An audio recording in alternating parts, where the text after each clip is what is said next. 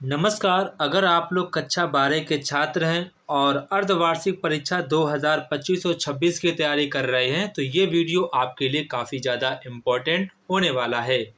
बच्चों, आज हम लोग रसायन विज्ञान के लिए एक इम्पोर्टेंट और न्यू क्वेश्चन पेपर सॉल्व करेंगे, जो कि बच्चों आपके अर्धवार्षिक परीक्षा के लिए काफ़ी ज़्यादा इम्पोर्टेंट है। तो बच्चों, सबसे पहले आपको एग्ज़ाम में बहुविकल्पीय प्रश्न आपको देखने को मिलेंगे। बच्चों, आपको कोशिश ये करना है कि आपके हर एक सब्जेक्ट में सभी एमसीक्यू सही होने चाहिए। जी, आपको पूरी कोशिश ईमानदारी के साथ करनी है। अगर आपने इतना कर लिया तो 100% आप लोगों के हाफ ईयरली एग्जाम में अच्छे मार्क्स ही आएंगे। तो बच्चों, यहाँ पर आपका जो पहला क्वेश्चन है, किसी भी इलेक्ट्रोड पर इलेक्ट्रॉन विभव निर्भर करता है। तो वो यहाँ पर धातु की प्रकृति पर, जो उसका तापमान होता है विलयन का, और उसकी जो विलयन की मोलरता होती है, इन सभी पर निर्भर करता है। तो यहाँ पर आपका ऑप्शन नंबर 4 वाला करेक्ट आंसर हो जाएगा।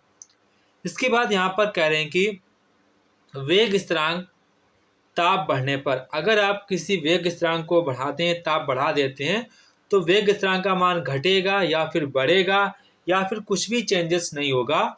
वो यहाँ पर आपका अकॉर्डिंग टू ऑप्शंस आपका हो जाएगा बढ़ेगा। क्या होगा? बढ़ेगा। तो यहाँ पर आपका ऑप्शन नंबर फर्स्ट वाला करेक्ट आंसर हो जाएगा। इसके बाद यहाँ पर आपका क्वेश्चन नंबर सी है। तो जो इसका आंसर आप सभी लोग मुझे कमेंट बॉक्स में कमेंट करके बताएंगे। ये आपके लिए काफ़ी ज़्यादा इम्पोर्टेंट है, इसको आपको ध्यान भी रखना है। और यहाँ पर आपका क्वेश्चन नंबर बी है, ये भी आपके एग्जाम के पॉइंट ऑफ व्यू से काफ़ी ज़्यादा इम्पोर्टेंट है। इसके बाद यहाँ पर आपका क्वेश्चन नंबर डी है, ईथर होते हैं। तो जो ईथर आपके क्षारीय प्रकृति के होते हैं। इसके बाद यहाँ पर कह रहे हैं कि सबसे ज़्यादा अपचायक कौन सा होता है, तो वो आपका होता है लिथियम। तो यहाँ पर आपका ऑप्शन नंबर फर्स्ट वाला करेक्ट आंसर हो जाएगा। इसके बाद आपका क्वेश्चन नंबर नेक्स्ट है, यहाँ पर कौन सा तत्व कॉपर के साथ मिश्रित होकर पीतल बनाता है। वेरी इंपॉर्टेंट क्वेश्चन, आपके एग्जाम के लिए काफ़ी ज़्यादा इंपॉर्टेंट क्वेश्चन है। तो इसका आपका राइट आंसर होगा जिंक। तो यहाँ पर आपका ऑप्शन नंबर थर्ड वाला करेक्ट आंसर हो जाएगा। और बच्चों, आपको 2 नंबर वाले या फिर आपके 1 नंबर वाले क्वेश्चंस को आपको हर हालत में सही करना है, क्योंकि जो टीचर्स कॉपी चेक करते हैं वो यहाँ पर इनको काफ़ी ढंग से देखते हैं। तो इनको आपको कोशिश करना है कि 2 नंबर वाले क्वेश्चंस जो भी आपको एग्जाम में आए उनको आपको कभी भी गलत नहीं होने देना है। आपको 100% को सही लिखना है। और आपको ये गलती नहीं करनी है कि 2 नंबर वाले क्वेश्चंस में आप 1 पेज का आंसर लिख रहे हैं, तो उससे यहाँ पर कोई भी आपको नंबर ज़्यादा मिलने के चांसेस नहीं रहते हैं। अगर आपको बाई चांस कोई क्वेश्चंस नहीं आता है तो वहाँ पर आप बना बना के लिख सकते हैं आधा पेज तक, पर आपको ध्यान रखना होगा, आपको थोड़ा सा स्पीड बनाकर लिखना पड़ेगा। ठीक है, कभी भी आपको कोई भी क्वेश्चंस आपको छोड़ कर नहीं आना है, हमेशा पूरा पूरा करके आना है। टाइम वेस्ट पेपर में कतई नहीं करना। जो क्वेश्चंस नहीं आ रहा है तो डरना नहीं है, उसको छोड़ देना है। बाद में अगर आपके पास टाइम बचता है तो वहाँ पर आप बना बना कर लिख देना है, पर खाली छोड़कर नहीं आना है। तो यहाँ पर आपके बच्चों पहला क्वेश्चन कह रहे हैं, ऐसी कौन सी अभिक्रिया है जिसके अभिकर्मक की सांद्रता समय के साथ घटती है। वेरी इंपॉर्टेंट क्वेश्चन है, इसको आपको अच्छे प्रकार से तैयार करना है। इसके बाद यहाँ पर आपसे कह रहे हैं कि संयोजकता बंध सिद्धांत यानी कि बैलेंसिंग जो है VBP, ये आपका यहाँ पर सिद्धांत कौन सा है, उसकी बच्चों आपको सीमाएं लिखनी है। उसकी क्या क्या सीमाएं होती हैं वो यहाँ पर आपको बताना है। गर्म करने पर HGO अपघटित हो जाता है परंतु MgO नहीं होता है, उसका यहाँ पर आपको रीजन बताना है। ये भी बच्चों आपके एग्जाम के लिए काफ़ी ज़्यादा इम्पोर्टेंट रिएक्शन है। इसके बाद यहाँ पर आपसे कह रहे हैं कि वुड फिटिंग अपक्रिया क्या है। वेरी इंपॉर्टेंट क्वेश्चन बच्चों, आप लोग इस बार बोर्ड एग्जाम देंगे तो मैं आपको पहले से बता दूं कि आप जितने भी आपके बुक में आपकी नेमिंग रिएक्शंस हैं उनको आपको अच्छे प्रकार से तैयार कर लेना, क्योंकि आप बोर्ड एग्जाम में नेमिंग रिएक्शंस काफ़ी ज़्यादा पूछी जा रही हैं। तो कोशिश आपको यही करना है कि आपको सारी नेमिंग रिएक्शंस एक ही जगह लिख लेनी है और उनकी डेली सुबह शाम आपको प्रैक्टिस करनी है। इसके बाद यहाँ पर आपसे कह रहे हैं कि डाई एथिल ईथर किस में विलय होता है। इसके बाद यहाँ पर आपसे कह रहे हैं कि सूक्ष्म CH3OH बनाने के लिए निर्जर CaCl2 का प्रयोग नहीं किया जा सकता है या नहीं किया जाता है, उसको आपको रीजन बताना है। इसके बाद यहाँ पर आपसे कह रहे हैं कि सामान्य विलयन का समीकरण आपको लिखना है। वेरी इंपॉर्टेंट क्वेश्चन है। इसके बाद यहाँ पर आपसे कह रहे हैं कि वैद्युत रासायनिक श्रेणी के आपको 2 अनुप्रयोग लिखने। वेरी इंपॉर्टेंट क्वेश्चन है। इसके बाद यहाँ पर कह रहे हैं कि एग्जाम्पल सहित आपको बताना है कि अर्धशेल की आपको व्याख्या करनी है।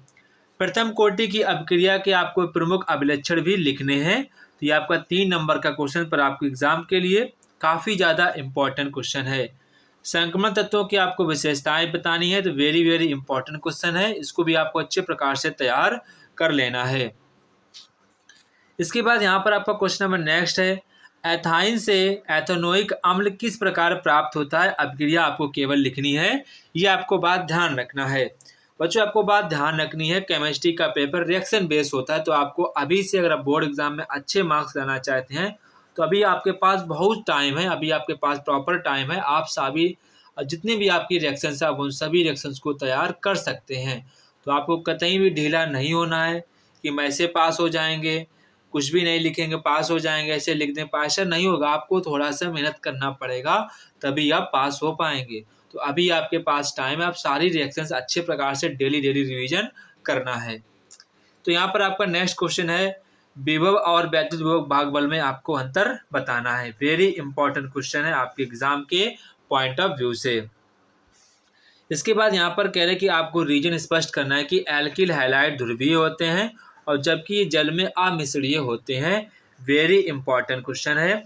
इसके बाद यहाँ पर आपसे कह रहे हैं कि ग्लिसरॉल का आईपीएसी नाम लिखते हुए उसकी आपको संरचना बतानी है। डी ब्लॉक तत्वों के निम्न गुणों की आपको व्याख्या करनी है। इलेक्ट्रॉन विन्यास क्या होता है, चुंबकीय लक्षण क्या होता है, वो यहाँ पर आपको बताना है। इसके बाद यहाँ पर आपसे कह रहे हैं कि फिनॉल से बेंजीन तथा पिक्रिक अम्ल कैसे प्राप्त करोगे, रासायनिक समीकरण देते हुए आपको समझाना है। अथवा में कह रहे हैं कि उप सह संयोजी यौगिक में आईपीएसी पद्धति का नामकरण पर आपको टिप्पणी लिखना है। इसके बाद आपका नेक्स्ट यहाँ पर क्वेश्चन है, CuSO4 के विलयन में 2 एम्पियर की धारा से 400-450 ग्राम, ठीक है, तक विद्युत अपघटित किया गया है। तो कैथोड पर निक्षेपित कॉपर का द्रव्यमान आपको यहाँ पर ज्ञात करना है। बच्चों अब आपके एग्जाम में न्यूमेरिकल्स काफ़ी कम इस प्रकार के आएंगे। आपको मैं मोस्टली कहूँगा कि आप अभी थ्योरी पर ही फोकस करना है, ठीक है।